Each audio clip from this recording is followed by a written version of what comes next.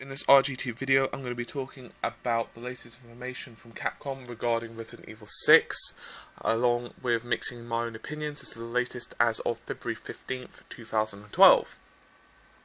First thing I'll point out is that Capcom have stated that Leon's new partner is indeed Helena Harper. She's been tasked protecting the president. She didn't seem to do a particularly bang-up job with it, judging by the official trailer, in which we saw what many assumed to be President Graham. This has been now confirmed to be wrong, and it's actually the successor to President Graham. This is leading many to assume that the blonde that you continuously saw throughout the trailer is not actually, in fact, Ashley Graham, but is in fact Sherry Birkin, who is of course last seen from Resident Evil 2, and of course was William Birkin's daughter. Now William Birkin of course was the creator of the G virus, which was the virus which pretty much spread out and destroyed Raccoon City, and he subsequently injected himself with the virus when he was being hunted for it.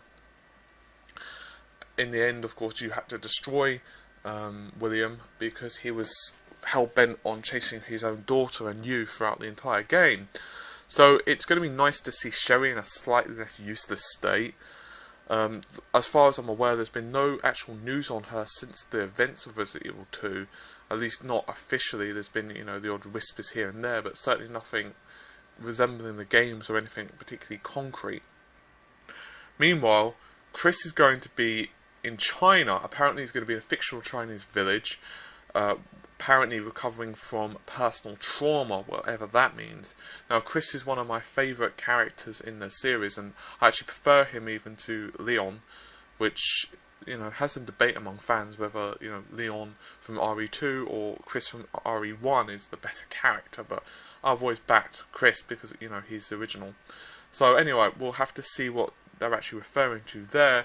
They have mentioned, however, that a third playable character is going to be a mercenary, and he's going to be in a bloody conflict in Eastern Europe. Apparently there's going to be many mutants running around wild on the streets.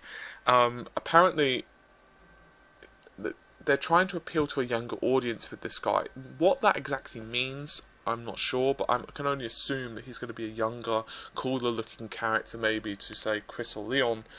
Obviously Chris, for example, is probably in his mid-30s by now, a pure assumption, so we'll have to see what's going to be taking place exactly on that guy's storyline. There's been no details of his name, and they haven't even announced whether he's going to be a good guy or a bad guy, so to speak.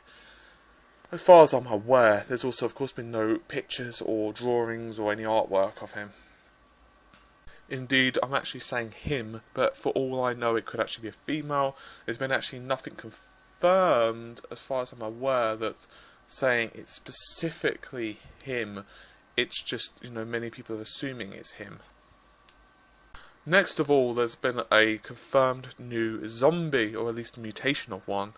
I believe the pronouncing is Giavor, and it's been described as incredibly aggressive, which is always not what you want from a zombie. The last really aggressive zombie type that we kind of saw was probably the Crimson Heads from Resident Evil 1 Remake. They were a severe pain in the buttocks. Of course, everything since then hasn't been a zombie in a traditional sense. The villagers I don't really classify as zombies as such, from say Resident Evil 4 or even Resident Evil 5. So we'll have to see exactly what I mean by incredibly aggressive, but they have mentioned that it can sustain serious damage, and its limbs, even if they're severely deformed or destroyed with gunfire, can regenerate or mutate into various forms. For example, I'm assuming that, say, if you're long range, that means that you'll be able to enjoy the thought of having tentacles flying at you, and if you're shorter range than say spear type weapons being shoved into your face. Basically the driving force behind this is to make you constantly rethink your approach. Now obviously this could be extremely frustrating if the control scheme wasn't up to scratch. Throughout Resident Evil's history, you've never been able to move and shoot simultaneously unless you're talking about turning left and right while actually aiming. this is no longer the case, and Capcom have finally stated that you can actually move and shoot simultaneously, which is something I did notice in the original DB trailer, as well as some other people did as well. You'll also be able to slide to cover, and you'll also be able to dodge, and even melee will be significantly expanded upon.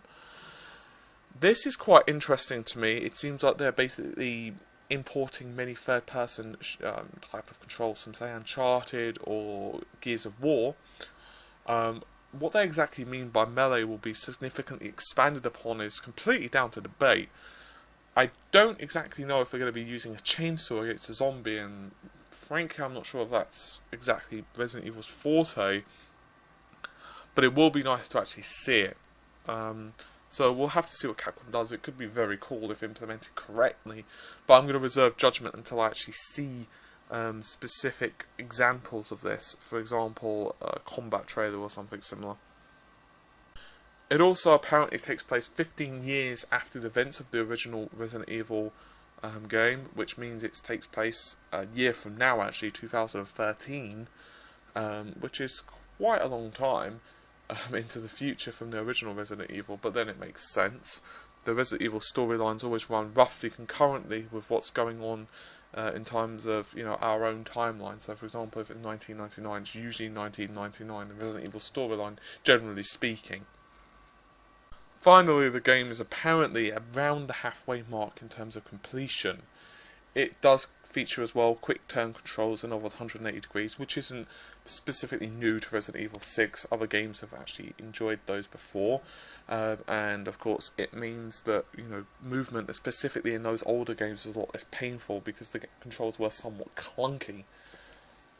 It appears that Resident Evil 6 is not going for the sheer panic because you can't see what you're doing correctly approach any longer, but what exactly they're how exactly those controls are going to be implemented and then affect the gameplay is somewhat foreign to me. In fact, it's going to be one of the more interesting aspects of the game, the fact that they're pretty much redesigning all the controls. The last major redesign of the controls was, of course, Resident Evil 4, which broke away completely from the mould of, say, Resident Evil 1, 2, and 3, in terms of how the game actually played. If you ever played the Wii version of the game, it pretty much made the game that much more interesting because, of course, you had the Wiimote in addition to the standard controller. And it was also similar for the PC. The mouse made aiming less of a chore. In fact, I actually prefer the PC version somewhat because I prefer the preciseness of a mouse controller, but that's just me personally. Now, the game's also scheduled to be released on PS3, 360 and PC by the end of this year. If you've ever seen the trailer, and if not, I imagine pretty much everyone has by now, but if you haven't, then please do some searching. It's definitely worth watching. In fact, on my channel I actually have an analysis of it. But the graphics are definitely much improved. They haven't mentioned whether the trailers are from the PS3 version or, for example, the PC version. So we don't know if we're going to be seeing the best graphics possible in the trailers. If it's, for example, the 360 version, it'll be very interesting to see what the PC version actually does look like. Now, with all that said, I think I've just about covered everything. So please leave your comments below, and I'll keep you apprised of any further developments. Take care and goodbye.